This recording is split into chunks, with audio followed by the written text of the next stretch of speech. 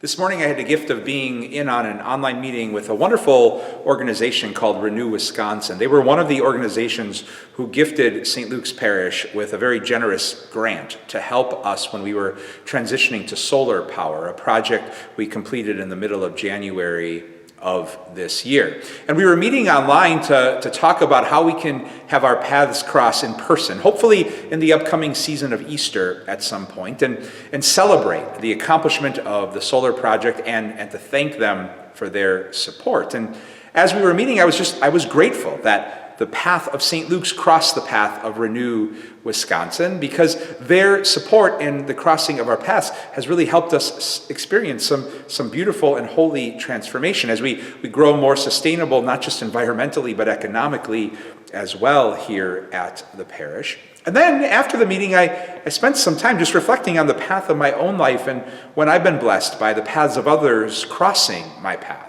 And some of those crossings have led to some really beautiful and holy friendships, or me having relationships with teachers and mentors who continue to guide and shape my life with the seeds they planted as teachers and mentors. Or even reflecting on some paths that crossed mine for just a brief moment and yet had a profound impact on my life.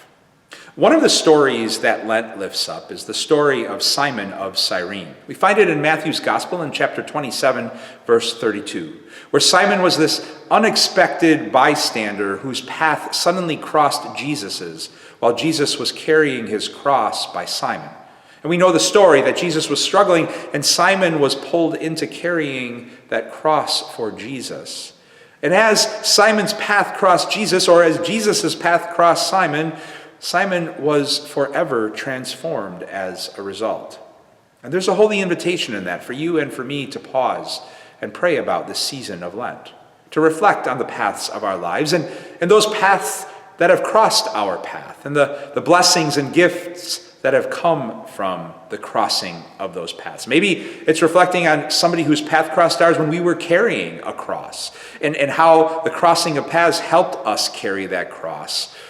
And ultimately, to give thanks to God, again, for the gift of Lent's love, a love that seeks us out and finds us and longs to cross every single path of our lives. Lenten peace and blessings to you all.